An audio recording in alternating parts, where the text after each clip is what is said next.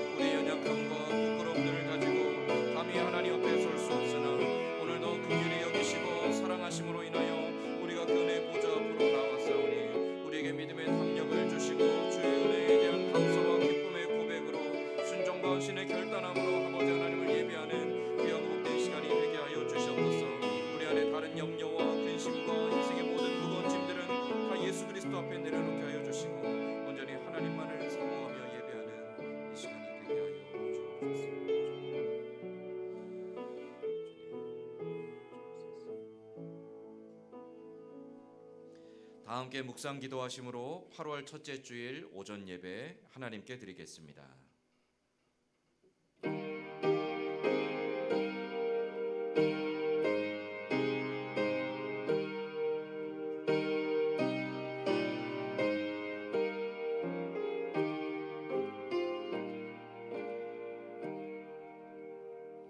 하나님의 도는 완전하고 여호와의 말씀은 순수하니 그는 자기에게 피하는 모든 자의 방패시로다.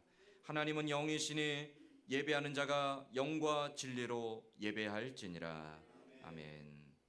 아버지 하나님, 사랑하는 주의 백성들을 지켜주시고 또 오늘 거룩한 주일을 기억하여 주께 나와 예배할 수 있도록 우리의 마음과 걸음을 인도하여 주신 하나님 앞에 나아갈 수 없는 부끄럽고 연약하고 초라한 우리들일지라도 그러나 오늘도 긍휼히 여기시고 사랑하여 주시기에 우리가 그 믿음의 담력 가지고 아버지 앞으로 나아갑니다. 우리의 마음의 생각과 우리 인생의 모든 염려와 인생의 모든 무거운 짐들은 예수 그리스도 앞에 내려놓고 우리를 자유케 하신 그 은혜에 힘입어 감사와 기쁨의 고백으로 순종과 헌신의 결단함으로 예배하는 이 시간이 되게 하여 주옵소서. 예배 모든 소를 주께 의탁하오며 예수님의 이름으로 기원하옵나이다. 아멘. 다 함께 자리에 일어나서 찬송가 27장 찬송하겠습니다.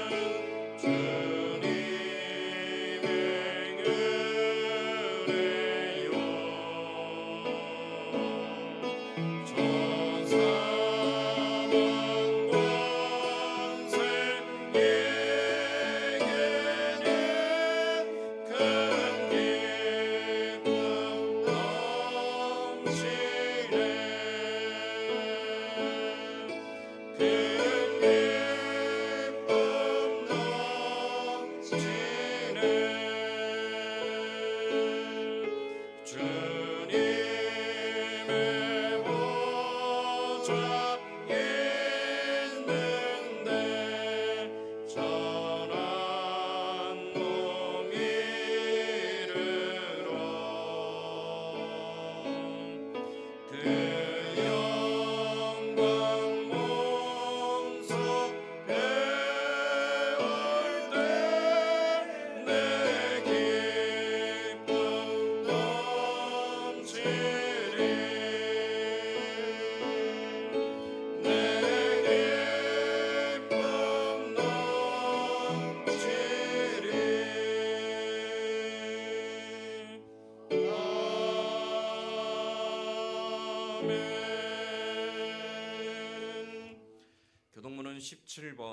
시편 29편 말씀입니다. 교동문 17번 시편 29편 말씀입니다. 너희 권능 있는 자들아 영광과 능력을 여호와께 돌리고 돌릴지어다.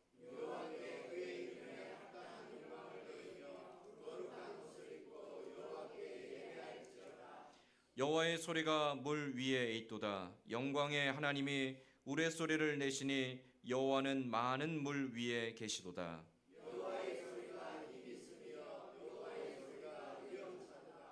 여호와의 소리가 백향목을 꺾으시며 여호와께서 레바논 백향목을 꺾어 부수시도다.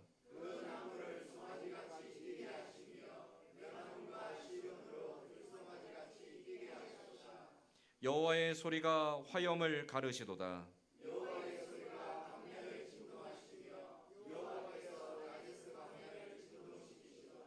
여호와의 소리가 암사슴을 낙태하게 하시고 삼림을 맑게 벗기시니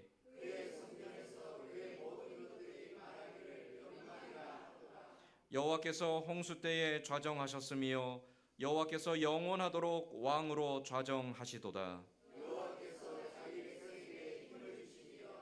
여호와께서 자기 백성에게 평강의 복을 주시리로다. 아멘. 사도신경으로 신앙 고백하겠습니다. 전능하사 천지를 만드신 하나님 아버지를 내가 믿사오며 그 외아들 우리 주 예수 그리스도를 믿사오니 이는 성령으로 잉태하사 동정녀 마리아에게 나시고 본디오 빌라도에게 고난을 받으사 십자가에 못 박혀 죽으시고 장사한 지 사흘 만에 죽은 자 가운데서 다시 살아나시며 하늘에 오르사 전능하신 하나님 우편에 앉아 계시다가 저리로서 산자와 죽은 자를 심판하러 오시리라. 성령을 믿사오며 거룩한 공예와 성도가 서로 교통하는 것과 죄를 사하여 주시는 것과 몸이 다시 사는 것과 영원히 사는 것을 믿사옵나이다. 아멘. 다 자리에 앉아서 찬송가 453장 찬송하겠습니다.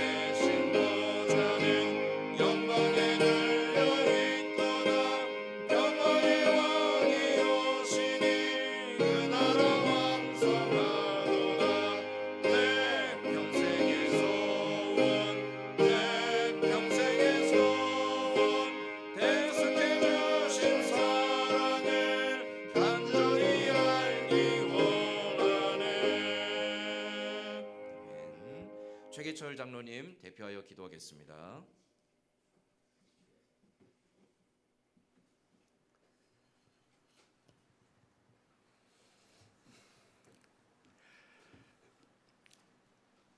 죽은 사람이 하나님을 찬양하지 못하며 정막으로 내려가는 자들도 찬양하지 못하리라.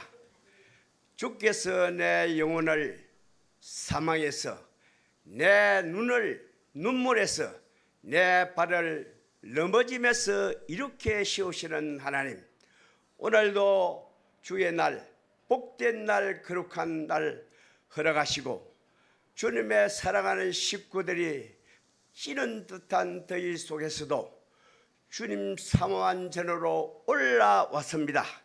경배 드립니다. 우리의 경배를 기쁘게 여기시나니 흠량하여 주실 줄 믿습니다. 사망아, 네 이기는 것이 어디느냐? 사망아, 네 쏘는 것이 어디느냐? 쏘는 것이 천이라. 죄를 짓는 자마다 죄의 종이니 종은 영원히 그 집에 거하지 못하지만은 아들은 영원히 그 집에 거하리라. 허공치는 삶을 살지 않게 하시옵소서. 그림자 같은 삶을 살지 않게 하시옵소서. 주님의 관심밖에 살지 않게 하여 주시옵소서. 세상을 이길 힘은 믿음뿐이라. 믿음 없이는 하나님을 기쁘게 하시 못하나니 하나님을 기쁘게 하시옵소서. 하나님을 자랑하게 하시옵소서. 하나님을 사랑하게 하여 주시옵소서. 영과 진리로 살게 하여 주시옵소서. 너희 마음에 두신 기쁨은 새 포도주와 새 곡식이 풍성할 때보다 다답고 하신 하나님, 이기는 삶을 살게 하여 주시옵소서. 이기게 한 그에게는 내가 이기고 아버지가 이기는 것 같이 너희도 이기게 하리라. 자신을 이기게 하시옵소서. 죄를 이기게 하시옵소서. 사탄과 마귀를 이기게 하여 주시옵소서. 믿음의 가정들을 축복으로 인도하여 주시옵소서. 주님께서 간섭하시고 다스리시고 거느리시는 가정 되게 하여 주시옵소서. 지객이 넓어지게 하시고 주의 손으로 도우사 한란에서 벗어나 근심이 없는 가정이 되게 하시옵소서. 웃음이 있고 즐거움이 있고 아름다움이 담 넘어가는 가정이 되게 하여 주시옵소서. 질병에서 백마에서 사탄에서 마귀에서 악한 자에서 생활의 끈에서 물 가운데 불 가운데도 우리 주님께서 지켜주시옵소서. 피로 값은 몸된 교회를 축복하여 주시옵소서. 어둠을 개치게 하시고 빛과 영광으로 드러나는 교회로 삼아 주시옵소서. 하나님 가지 같은 우리들이 몸된 교회에 접붙여서 하나님 아버지 열매 맺게 하시옵소서. 인내의 열매 맺게 하시고 구원의 열매 맺게 하시고 영생의 열매를 맺게 하여 주시옵소서. 선교사님들을 붙들어 주시옵소서. 내 시작은 미약하지만은 내 장래가 장대하리라. 하나님 거룩한 성산에서 유대하신 아버지 복음을 4대 강으로 흐르는 복음을 아버지의 증거하는 사명을 감당하는 당신의 종들이 다 되게 하여 주시옵소서. 손에 잡은 것 없고 눈에 보이지 않고 들리는 소리가 없지만은 달려갈 길을 다 달려가는 복종하는 당신의 종들이 다 되게 하여 주시옵소서. 이 나라 이 민족을 기억하여 주시옵소서. 어지럽습니다. 혼란스럽습니다. 어둡습니다. 위기가 기회가 되게 하여 주시옵소서. 위기가 복이 되게 하여 주시옵소서. 세계 속에 심겨진 자유 대한민국, 하나님 아버지 정직과 진실이 살아있는 민족이 되게 하시옵소서. 자유와 풍성한 나라 되게 하여 주시옵소서. 위기 때에 고비고비마다 일으키시는 하나님, 한숨과 눈물과 고통에서도 썩돌에 불을 붙이는 하나님, 아버지 하나님, 진흙같고 혼란스러운 시기를 만날지라도 상한 깔때 꺾지 아니하시고 꺼져가는 촛불 끄지 아니하시고 낮에는 구름기둥 밤에는 불기둥으로 인도하여 주시옵소서. 이 땅에 하나님의 식구들이 많이 살고 있습니다. 불꽃 같은 눈동자로 지켜주시옵소서. 지존자의 은밀한 곳에 가게 하여 주시옵소서. 아버지 하나님, 도가니는 은을, 불무는 금을 연단된 데서 내가 정금으로 노는 민족들이 다 되게 하여 주시옵기만을 내 아버지 하나님 앞에 간절히 원합니다. 오늘도 목사님 말씀 증거하시려고 단상에 섭니다. 가정의 평강의 축복이 충만케 하여 주시옵소서. 말씀을 전할 때에 능력과 권능으로 역사하시옵소서. 말씀의 문을 열어주시옵소서. 클클하고 답답한 우리의 심령에 은혜의 담비로 충만 위로하시고 채워주시고 내리시는 지를 좋아하는 주 예수 그리스도의 이름으로 감사하며 기도드렸습니다.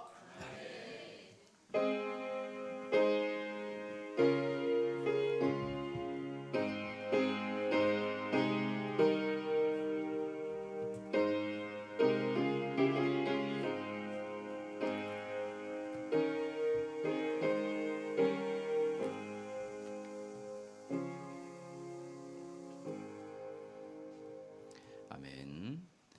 오늘 우리 같이 읽을 하나님 말씀은 신약성경 마태복음 6장 19절에서 24절까지 말씀입니다.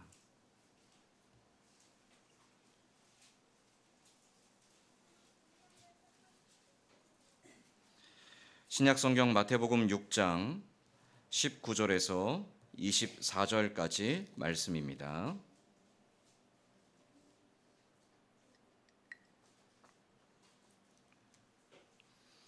마태복음 6장 19절에서 24절까지 말씀, 저와 여러분이 돌아가며 한 절씩 교독하겠습니다. 너희를 위하여 보물을 땅에 쌓아두지 말라. 거기는 좀과 동록이 해하며 도둑이 구멍을 뚫고 도둑질하느니라.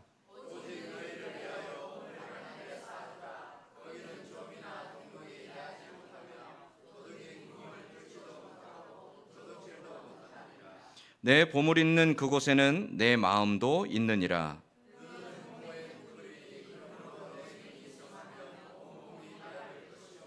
눈이 나쁘면 온몸이 어두울 것이니 그러므로 내게 있는 빛이 어두우면 그 어둠이 얼마나 더하겠느냐.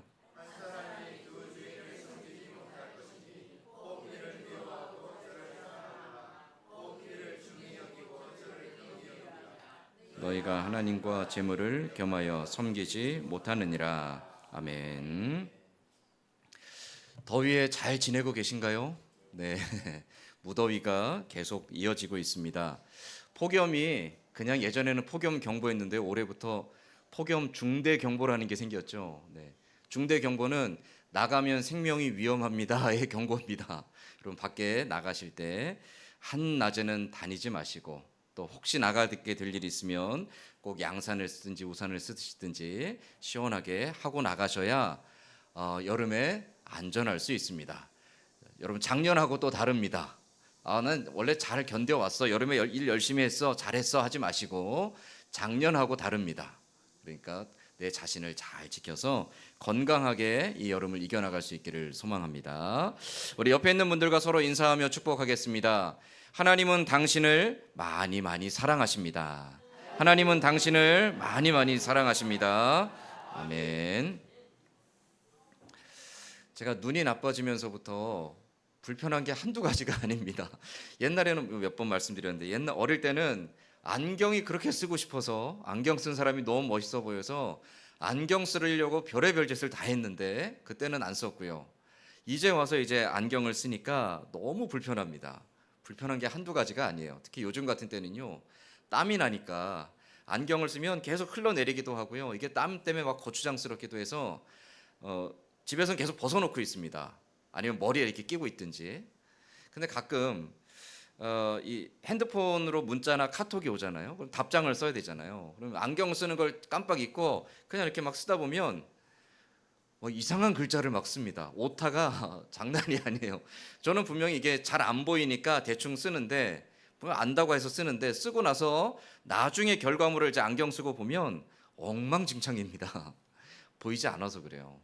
안 보이니까 이게 잘못됐는지 제대로 됐는지 잘 분간을 못합니다. 이게 노안이 참 속상한 일인 것 같아요. 나름 핑계거리도 있습니다.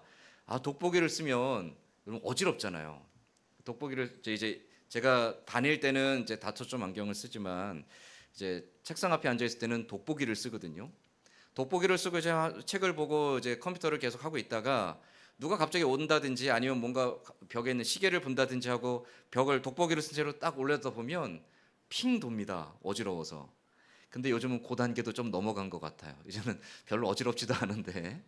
근데 또 이걸 벗으면 잘 안 보입니다. 시력은 되게 좋습니다. 1.2, 1.0. 눈은 되게 좋거든요. 근데 가까운 게 안 보여요. 이게 사람이 미칠 것 같아요. 얼마 전에 우리 교회 오셨던 사랑의 교회 목사님이 백내장 수술을 하면서, 목사님도 눈이 너무 안 좋아서 렌즈를 삽입하는 수술을 하셨는데 너무 밝게 잘 보이신다는 거예요. 그래서 약간 고민하고 있습니다. 나도 그거 해야 되나? 근데 일단 무서워서 할 마음은 90%는 없습니다. 근데 10%는 해야 되나? 이런 마음을 갖고 있고요. 눈이 안 보인다라는 게 참 너무 불편해요. 근데 참 감사한 건 그렇게 안 보이지만 안경을 써서 시력을 교정하면 잘 보입니다. 그래서 안경이 너무 필수적인 이제 삶이 돼버린 거죠. 안경을 통하여 어그러지고 흐리고 혼탁한 내 세상이 밝게 보이는 것처럼 사람은 누구나 다 인생에 저마다의 안경을 가지고 있습니다. 눈에 보이는 안경이 아니고요. 세상과 사람을 바라보는 안경이 있다라는 거죠. 그 내가 가지고 있는 안경을 가지고 사람들을 바라보고 세상을 바라볼 때 그 안경을 통해서 나는 나에 맞게끔 해석을 합니다. 그걸 우리가 다른 말로, 우리 흔히 쓰는 말로 어떻게 표현하냐면 편견이라는 말도 쓰기도 하고요.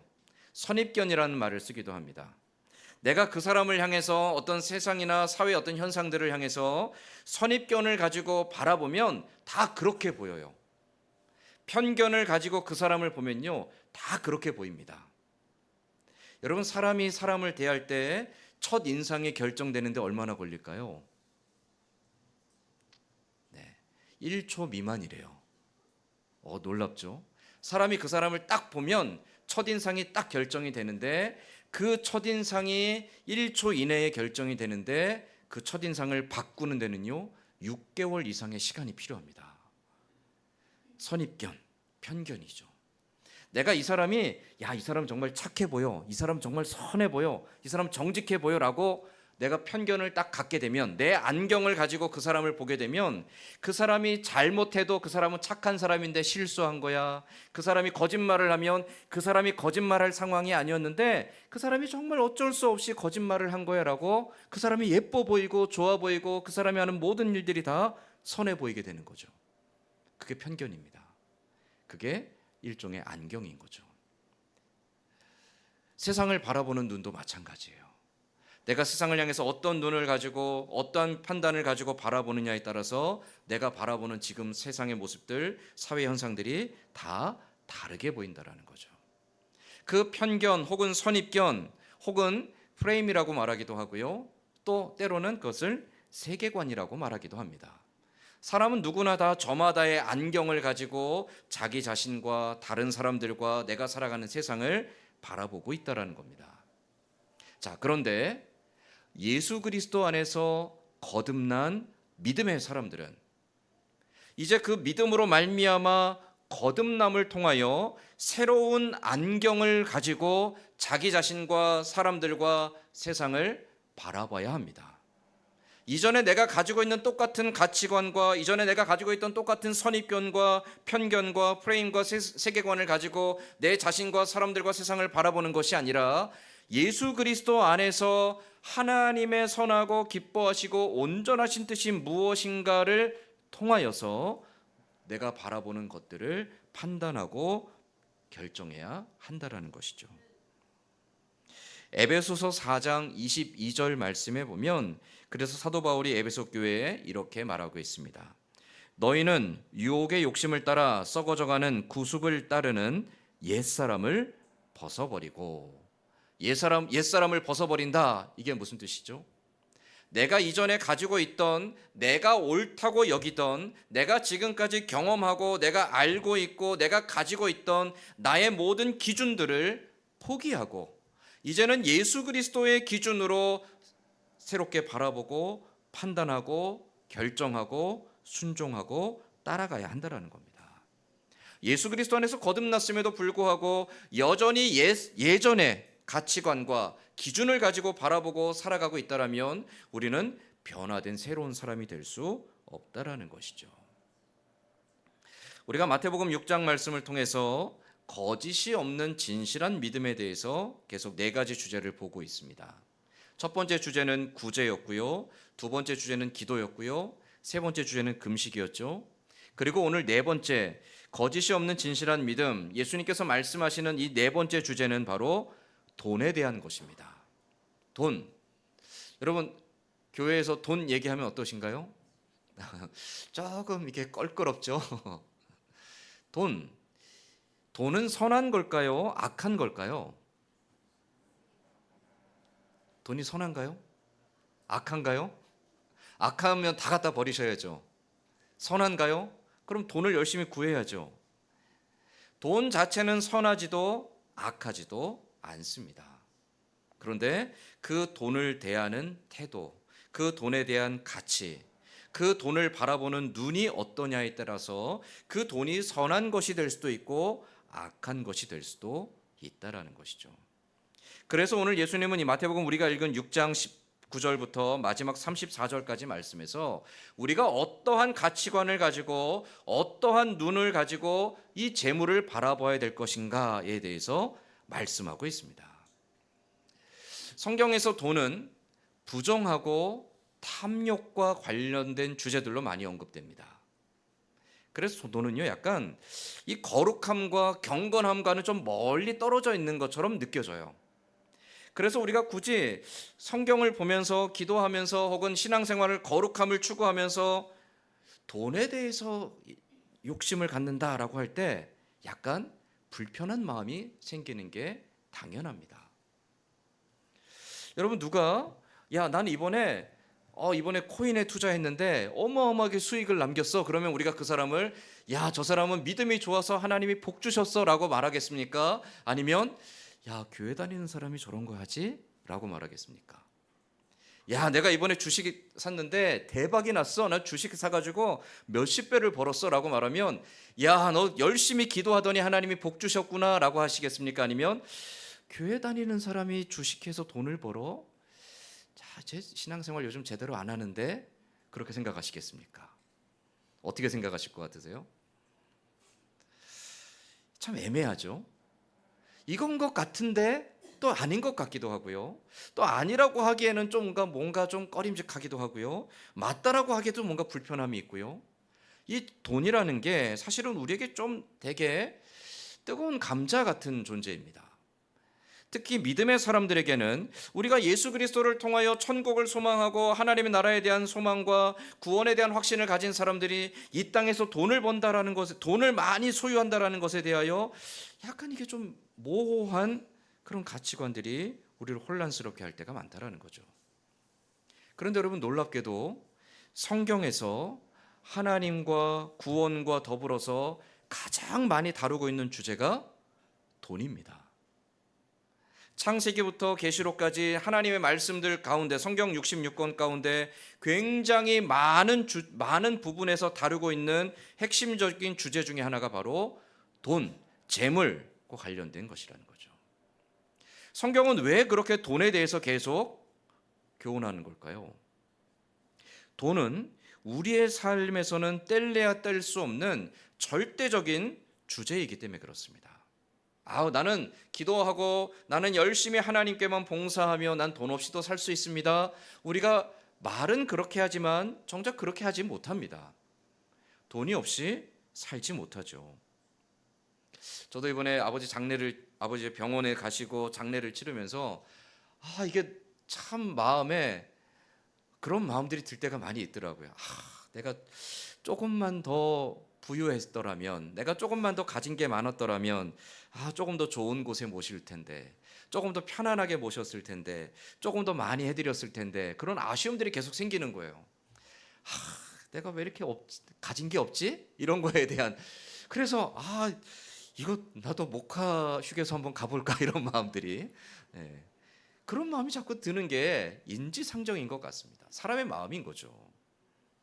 우리가 아무리 돈에 대한 욕심을 갖지 않고 미련을 갖지 않고 산다 할지라도 때때로 우리의 삶에서 돈에 대한 필요와 돈에 대한 갈급함들이 우리를 격동하고 우리를 힘들게 하고 우리를 좌절하게 할 때가 수없이 많이 일어난다라는 거예요. 돈 없이 살 수는 없다라는 거죠. 심지어 우리는 돈이 있어야 인간답게 산다라고 이야기합니다. 돈이 있어야 무언가 사람 구실도 하고, 돈이 있어야 내가 사람들에게 베풀기도 하고, 내가 돈이 있어야 좀 사람답게 살 수 있다라고 여기고 살아가곤 하죠.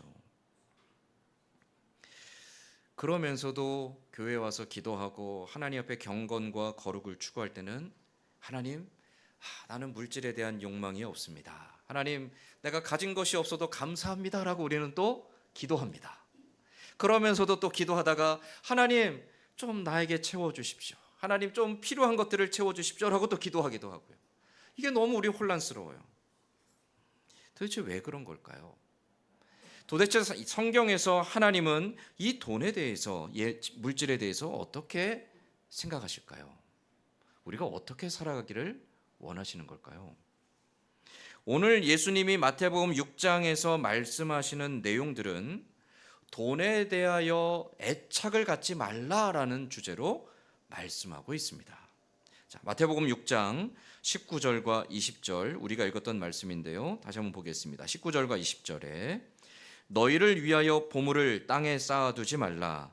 거기는 좀과 동록이 해하며 도둑이 구멍을 뚫고 도둑질하느니라. 오직 너희를 위하여 보물을 하늘에 쌓아두라. 거기는 좀이나 동록이 해하지 못하며 도둑이 구멍을 뚫지도 못하고 도둑질도 못하느니라. 옛날에는 2000년 전입니다. 예수님 당시가. 그땐 은행이라는 게 없습니다. 어디다 돈을 맡길 곳이 없어요. 보통은 어떻게 했냐면 집에 항아리 같은 거를 만들어서 거기다가 집에 돈을 넣어놓기도 했습니다. 그건 작은 돈이죠. 근데 큰 돈이 생깁니다. 집에 보관하기가 부담스럽잖아요. 이 이스라엘 유대인들의 집이 뭐 지금처럼 보안 시설이 잘 된 집이 아닙니다. 그냥 흙벽돌로 흙집입니다. 문도 대충 만들어져 있어요. 누구나 쉽게 뚫고 들어와서 집에 있는 물건을 훔쳐갈 수 있는데 집안에 큰 돈을 둘 수 있겠습니까? 그래서 큰 돈이 생기면 어떻게 했을까요? 아무도 몰래 한밤중에 사람들이 없는 곳에 몰래 그걸 가지고 가서 땅을 파고 거기다 묻었습니다. 땅 속에다가. 그래서 땅 속에 묻힌 보화의 말씀이 있죠. 그게 묻어놨는데 그 사람이 죽었든지 혹은 내가 묻은 자리를 몰라서 못 찾아서 그냥 버려진 보화. 그와 같이 사람들이 큰 돈이 생기면 땅 속에 묻었다라는 거죠. 예수님의 말씀도 마찬가지입니다. 어떤 사람이 큰 돈이 생겼습니다. 너무너무 마음에 흡족하고 기뻐요. 근데 집에 둘 수 없으니까 그것을 자기만 아는 곳에 몰래 묻어놨습니다. 마음이 어떨까요? 불안하고 조마조마한 마음도 있겠지만 그것을 늘 지켜보고 오고 가며 할 때마다 마음이 어떨까요? 얼마나 행복하겠어요. 야, 저기 내가 묻어놨어. 저기 있어, 저기. 마음이 얼마나 막 그걸 볼 때마다 지나갈 때마다 행복할까요? 바로 그 마음을 말씀하고 계신 거예요.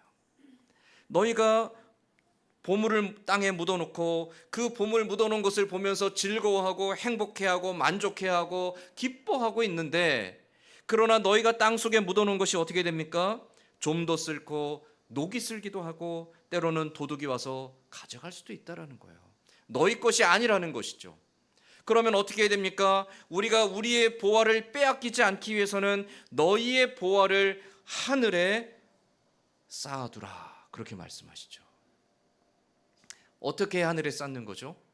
헌금 많이 하면 하늘에 쌓는 걸까요?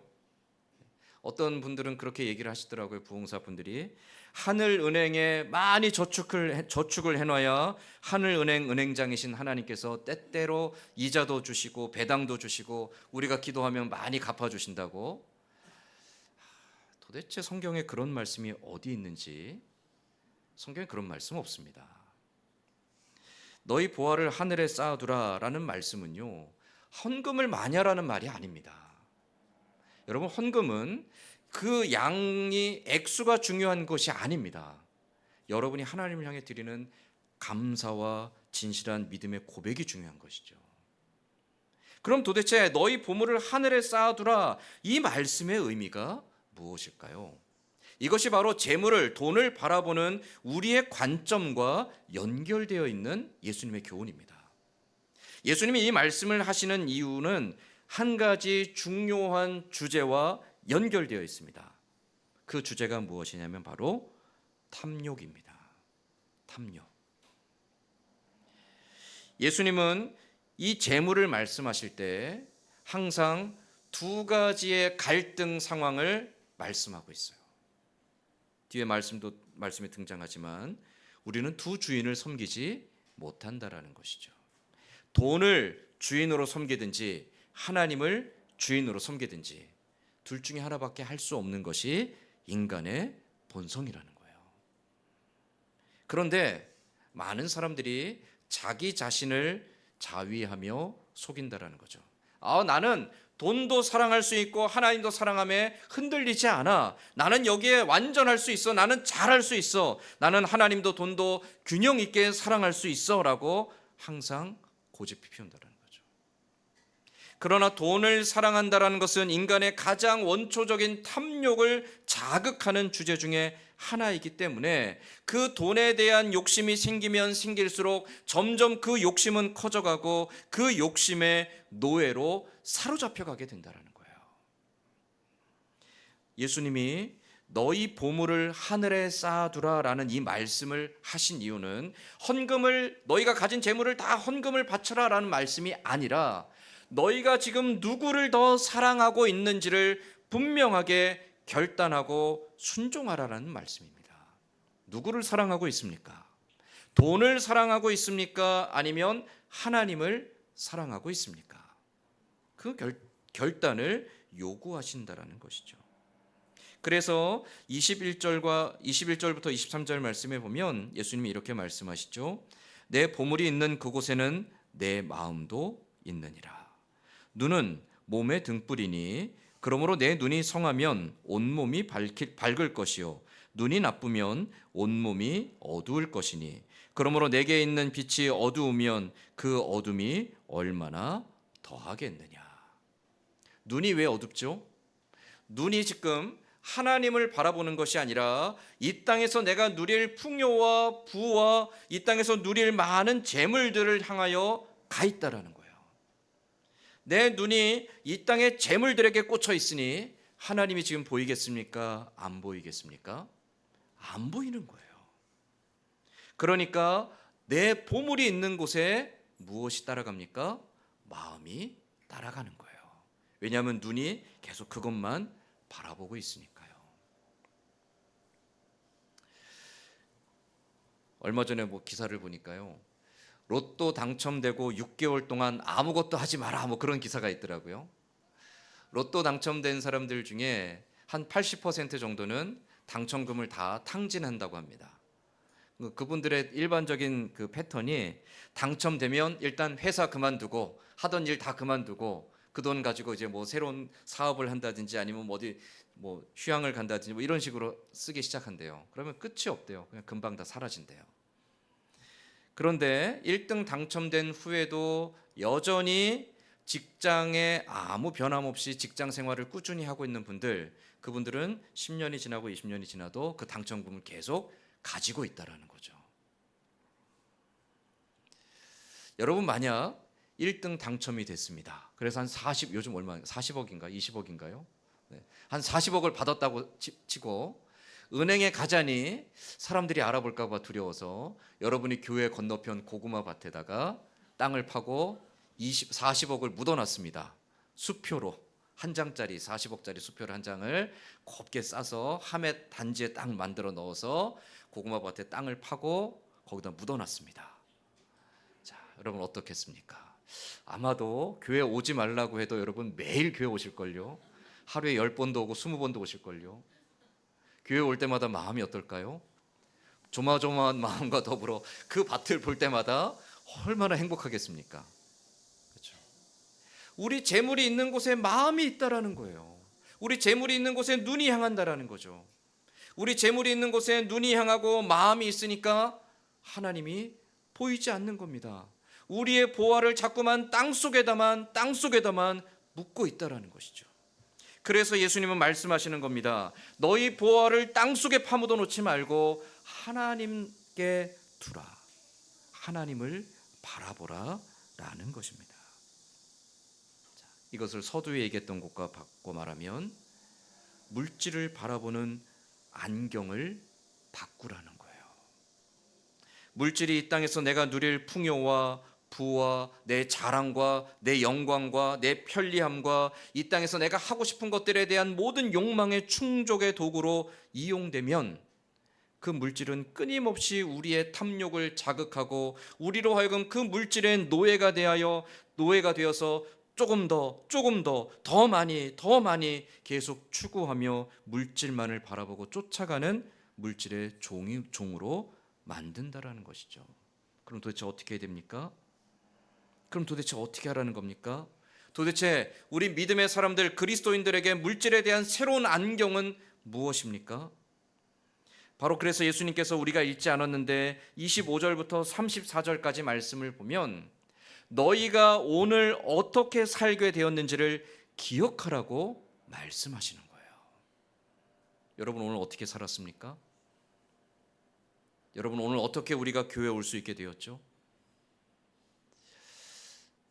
죽음을 대해 보니까요, 인생이라는 것이 얼마나 정말 바람에 흔들리는 먼지와 같은 것인지를 세상 경험해 봅니다.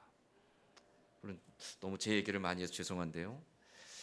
죽음을 경험하면서 이 죽음이라는 것이 우리의 인생에 얼마나 연약하고 우리 인생이 얼마나 덧없음에 대해서 깊이 가르쳐 주는지 새삼 배우게 되는 것 같아요. 이 땅에서 열심히 수고하고 80년, 90년을 고생하고 땀 흘리며 살았는데 그 모든 것들이 죽음 앞에서는 아무것도 내 것이 아니라는 거죠. 오늘 내가 어떻게 살 수 있었죠? 예수님 분명히 말씀하십니다. 오늘 있다가 아궁이에 던져지는 저 들풀도 아버지께서 입히시고 저 공중의 새 한 마리도 아버지께서 먹이시나니. 우리가 어떻게 살았습니까? 하나님께서 우리를 사랑하시고 우리에게 생명과 호흡을 주시고 오늘을 살아갈 수 있는 힘을 주셔서 오늘 우리가 지금 이 시간을 살 수 있는 것이죠. 우리가 이 땅에 살아가면서 이 시야를 놓쳐버리면 세상의 모든 것들에 대한 욕망과 그 모든 것들을 소유하고 싶은 탐욕과 그것을 얻지 못하는 것에 대한 원망과 불평이 끊임없이 우리를 격동하여 우리를 욕망의 노예로 만들어 간다라는 거예요. 그러나 하나님께서 내 인생을 창조하시고 오늘도 다스리시고 지켜주시고 나의 살아가는 길을 인도하신다라는 것을 믿고 신뢰하는 사람은 내가 부하든지 가난하든지 흔들리지 않고 나의 인생의 주인 되시는 하나님으로 인하여 감사하며 이 하루를 살아갈 수 있게 된다라는 것이죠. 예수님은 바로 그 안경을 쓰라고 오늘 우리에게 말씀해 주고 계신 겁니다. 자, 그래서 25절 말씀에 우리 25절 말씀 같이 한번 읽어보겠습니다. 25절 같이 읽겠습니다. 그러므로 내가 너희에게 이르노니 내 목숨을 위하여 무엇을 먹을까 무엇을 마실까 몸을 위하여 무엇을 입을까 염려하지 말라. 목숨이 음식보다 중하지 아니하며 몸이 의복보다 중하지 아니하냐. 무엇을 먹을까 무엇을 마실까 무엇을 입을까. 우리는 늘 고민하며 살죠. 당연한 겁니다. 이 고민이 없이 어떻게 우리가 하루를 살 수 있겠습니까?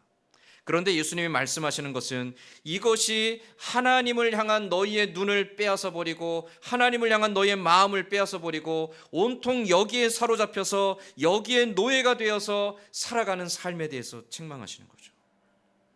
너희가 이 땅에서 누릴 것들에 목을 메고 살아가지 말고 오늘도 나에게 인생을 주시고 그 인생을 다스리시는 하나님을 의지하여 살아가라는 겁니다. 그러면 이 땅에서 우리가 일도 하지 말고 돈도 벌지 말고 아무 노력도 하지 말고 살아야 되는 거 아닙니까? 아니요. 그런 말씀 아닙니다. 예수님은 분명하게 말씀하십니다. 성경은 우리에게 분명하게 가르쳐 줍니다. 하나님은 성경을 통하여 우리에게 분명하게 말씀하시죠. 우리를 각자의 모양대로 각자의 자리에서 땀 흘려 수고하며 열심으로 살아가도록 우리에게 인생의 사명을 맡겨주신 거예요. 직장에서 일하든 밭에 나가서 일을 하든 가정에서 가정을 돌보든 내가 무엇을 하든 그 모든 것 하나하나가 하나님께서 우리에게 성실하고 진실하게 감당하라고 맡겨주신 우리의 사명의 자리인 거죠. 그 사명의 자리에서 우리는 정말 성실하고 진실하게 살아가야 됩니다. 그러나 그 성실하고 진실하게 땀 흘려 수고하는 삶이 이 땅에서 얼마나 더 많은 것을 얻기 위한 수고가 되면 안 된다는 거죠. 나에게 인생을 주신 하나님 앞에 감사함으로 그 하나님을 기쁘시게 해드리기 위하여 오늘도 나에게 맡긴 삶을 감당해 나가는 겁니다. 거기에 대하여 하나님이 우리의 삶을 책임져 주시고 채워주시는 거죠. 물질을 바라보는 눈이 달라져야 한다는 것이죠. 31절로 32절 말씀에 예수님은 또 이렇게 말씀하십니다. 마태복음 6장 31절과 32절에 또 같이 한번 읽어보겠습니다. 무엇을 먹을까, 무엇을 마실까, 무엇을 입을까 하지 말라. 이는 다 이방인이 구하는 것이라. 너희 하늘 아버지께서는 이 모든 것이 너희에게 있어야 할 줄을 아시느니라. 아멘. 죄송합니다. 하나님이 정말 얄미우세요. 얄궂으세요. 있어야 될 걸 미리 아시는데 왜 우리한테 기도하라고 하시죠? 분명합니다. 하나님은 우리의 삶에 지금 뭐가 부족하고 결핍되어 있는지, 무엇이 필요한지, 내가 지금 무엇 때문에 갈급해야 하는지, 무엇 때문에 내가 고민하고 근심하고 있는지, 지금 나에게 무엇이 채워져야 되는지를 나보다도 더 잘 알고 계신대요. 하나님이. 여러분, 경제적으로 어려움이 있고 집안에 지금 당장의 형편이 어렵고 건강에 문제가 있고 가정에 불화가 있고 그런 아픔들을 하나님이 모르실까요? 하나님 아세요. 근데도 하나님 어떻게 하기를 원하십니까? 주께 나와 간구하기를 원하세요. 왜 굳이 그렇게 불편하고 거추장스럽게 일을 그렇게 어렵게 만드시죠? 우리가 하나님 앞에 나아가 간구하는 것은 결국 우리 자신에 대한 고집과 야망과 탐욕을 포기하는 겁니다. 나를 버리고 내 인생의 주인 되시는 하나님 앞에 나를 완전히 의탁하는 겁니다. 나를 맡기는 거죠. 하나님, 그래서 우리의 기도의 정점은 어디로 향해야 되냐면 하나님, 나의 뜻대로 하지 마시고 아버지의 뜻대로 하옵소서. 예수님의 그 겟세마네 기도가 우리의 기도가 되어야 된다는 거예요. 기도가 우리를 변화시켜야 됩니다. 하나님, 나는 지금 너무나 간절합니다. 하나님, 난 너무나 궁핍합니다. 하나님, 지금 나에게 너무나 필요합니다.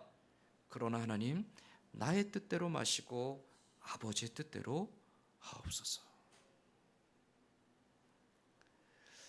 하나님, 지금 나 너무너무 절실하게 돈이 필요합니다. 하나님, 지금 너무너무 절실하게 건강의 회복이 필요합니다. 하나님, 지금 너무너무나 절실하게 우리 형제들 사이에 화목하기를 간구합니다. 그런데 그 과정들 속에서 그렇게 하나님 앞에 나아가서 처절하게 매달리고 부르짖고 울부짖는 그 과정들 속에서 하나님은 결국 우리를 연단시키시고 우리를 깎으시고 우리를 낮춰가시죠. 그래서 결국 하나님, 그 일을 위해 내가 먼저 희생하겠습니다. 하나님, 그 일을 위해 내가 먼저 순종하겠습니다. 하나님, 그 일을 위하여서 내가 더 양보하겠습니다라고 나를 바꾸어 가세요. 그게 우리가 하나님 앞에 나아가 기도하는 이유입니다. 기도하기 전에 우리에게 있어야 될 것을 이미 아시는 하나님. 결국 이 재물에 대하여 예수님이 이 교훈들을 계속 주시면서 우리에게 말씀하시는 바는 내 인생을 책임지시는 하나님을 신뢰하고 따라가라는 겁니다. 여전히 하나님만이 내 인생의 주인이십니다. 여전히 하나님만이 내 인생의 주관자이십니다라고 고백하면서도 여전히 내 마음 한켠에서는 또 다른 염려와 근심과 고민들이 주인이 되어서 거기에 매여서 흔들리고 쫓겨가고 있는 나의 위선된 마음들. 그저 사람들에게 잘 보이기 위해서 겉에서는 하나님만을 나는 의지합니다. 하나님, 세상의 물질과 풍요와 번영이 나의 주제가 아니라 오직 하나님의 영광만이 나의 주제입니다라고 고백하면서도 뒤에서는 여전히 하나님, 나에게 더 많은 것을 채워주셔야 뭔가 할 수 있습니다라고 말하고 있는 나의 이중적인 마음들. 이 마음들을 다 내려놓고 하나님 앞에 정말로 하나님이 내 인생의 주인이시기에 내가 내 인생의 염려와 두려움과 궁핍함의 문제들을 주께 내려놓고 내가 막막하지만 두렵지만 따라가겠습니다라는 결단으로 주 앞에 겸손히 나아가는 사람들. 예수님은 바로 그러한 거짓이 없는 진실한 믿음의 사람이 되기를 우리에게 간절하게 요청하고 계신 거죠. 돈이 주인이 아니라 하나님이 주인이 되시는 삶. 돈이 있어야 하나님의 일을 하는 것이 아니라 하나님을 위하여 내가 기쁜 마음으로 내게 주신 분량만큼을 순종하며 따라가는 삶. 많은 교회들이 착각하는 게 있습니다. 교회가 헌금을 많이 걷어들이고 교회 건축도 크게 하고 그 사람들도 많이 끌어모아야 하나님의 영광이 된다라고 착각합니다. 그렇지 않습니다. 여러분, 교회에 10,000명, 10만 명, 100만 명이 모이면 뭐합니까? 하나님을 사랑하는 한 사람이 없다라면 그 교회는 교회가 아닙니다. 한 사람이 있을지라도 진실한 마음으로 하나님을 사랑하며 겸손하게 순종하는 그 한 사람이 있으면 그곳이 바로 하나님이 기뻐하시는 교회입니다. 얼마나 더 풍요로워질 것인지, 얼마나 더 넉넉해질 것인지, 얼마나 더 많이 가질 것인지, 얼마나 더 크게 될 것인지 거기에 창념하지 아니하고 거짓이 없는 진실함으로 오늘도 내게 주신 그 분량만큼으로 하나님을 사랑하고 내게 주신 그 분량만큼 하나님 앞에 순종하고 헌신함을 통하여 진실한 믿음의 사람으로 하나님과 동행하는 저와 여러분이 되기를, 또 우리 그 교회가 되기를 간절히 소망합니다. 여러분이 부자가 되든 가난한 사람이 되든 하나님의 사랑은 변함이 없습니다. 여러분이 부자가 되든 가난한 사람이 되든 여러분이 존귀한 하나님의 백성임에는 변함이 없습니다. 이 땅에서 부유해지고 넉넉해지고 풍요로워짐을 통해 내가 주의 영광을 드러내겠습니다라는 우리의 자만한 마음들을 내려놓고 오늘 당장 하나님 앞에 진실한 믿음의 사람으로 물질과 이 땅의 부와 번영이 내 주인이 아니라 하나님만이 나의 주인이심을 고백하며 그 주인 되시는 하나님의 뜻을 기쁘게 따라가는 진실한 믿음의 사람으로 살아가는 우리 모두가 될 수 있기를 주님의 이름으로 간절히 소망합니다. 아멘. 기도하겠습니다. 하나님, 더 많이 갖고 싶습니다. 하나님, 더 넉넉한 삶을 살고 싶습니다. 하나님, 남들보다 더 부유해지고 싶습니다. 하나님, 남들보다도 더 많이 가져서 남들에게 얼마든지 넉넉하게 뿌려주고 나눠주고 베풀어주는 삶을 살고 싶습니다. 그러나 하나님, 이러한 마음들이 하나님을 사랑함보다 앞서가지 않게 하여 주시옵소서.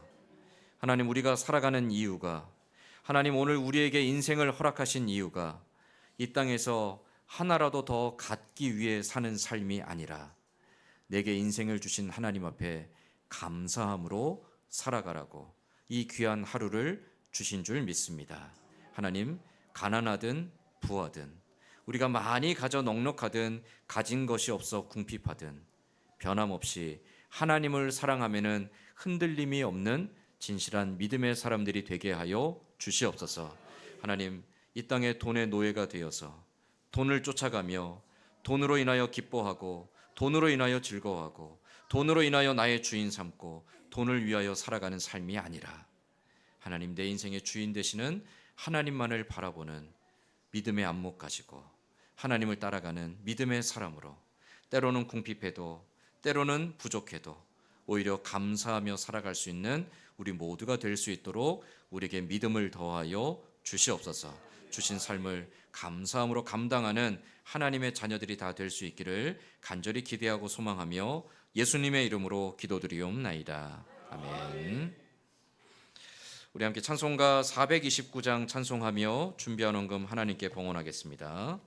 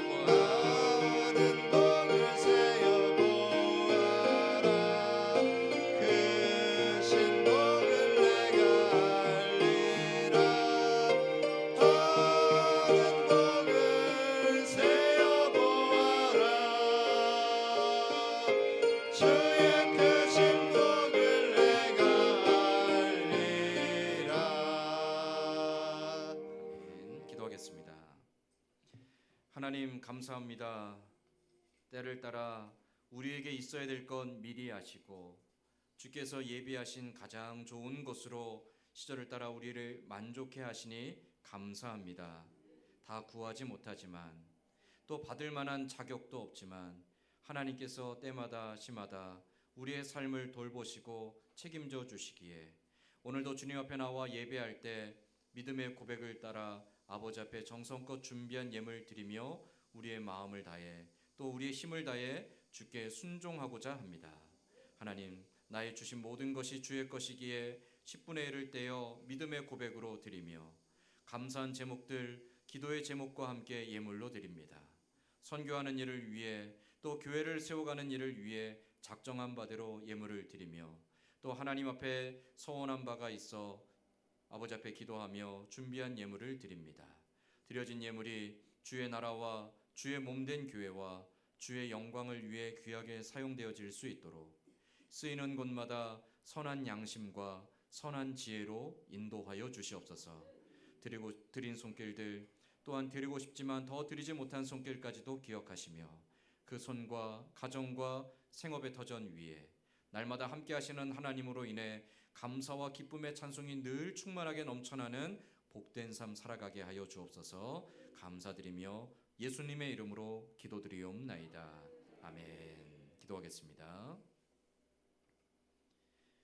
우리 주 예수 그리스도의 은혜와 하나님 아버지의 크신 사랑하심과 성령의 감화감동 교통하시는 은혜가, 내 인생의 주인 되시는 하나님, 내 모든 물질의 주인 되시는 하나님, 내가 이 땅의 물질의 부와 번영에 목매어 사는 자가 아니라 나에게 이 모든 것 주신 하나님 앞에 감사하며 하나님의 선하신 뜻 앞에 겸손히 순종하며 주를 위해 살아가기를 다시 한번 마음에 되새기며 결단하며 고개 숙인 모든 주의 백성들 위에와 이 자리에 함께하지 못한 사랑하는 성도들과 또한 멀리 타지에 나가 있는 가족들 위에 오늘도 영육간의 연약함 속에서 하나님의 위로와 치료와 회복의 은혜를 구하는 주의 백성들과 선교지에서 복음 들고 수고하는 선교사님들과 북녘 땅의 우리 동포들 그리고 이 나라 민족과 우리 교회 위에 이제로부터 영원토록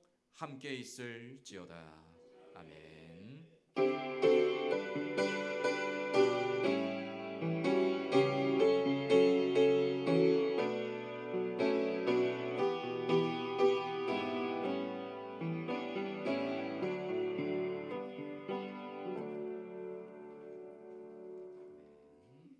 오늘 교회 처음 방문하신 건가요?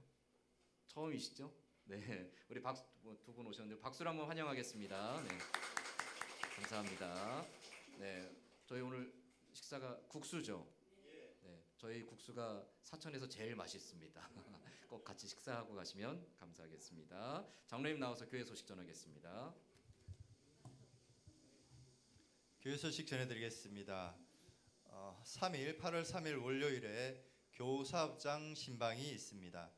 이번 주 청소 봉사는 믿음조 김교한 청년이 수고해 주겠습니다. 영육간에 연약하신 성도님들과 연로하신 성도님들을 위해서 나라 민족을 위해서 또 협력교회와 선교사님들을 위해서 기도해 주시면 좋겠습니다. 더운 날씨에 모두 건강 조심하시기 바랍니다. 감사합니다. 나가실 때 아버지 장례 때 교회에서 너무 많이 사랑해 주셔서 조그만 선물을 하나 준비했습니다. 큰 거 아니니까 부담 갖지 마시고요. 한 사람이 하나씩 받으셔도 됩니다. 하나씩 받아서 나가시면 감사하겠습니다. 이제 다 함께 자리에 일어나서 찬송가 620장 3절 찬송하며 주일 오전 예배 모든 수를 마치겠습니다.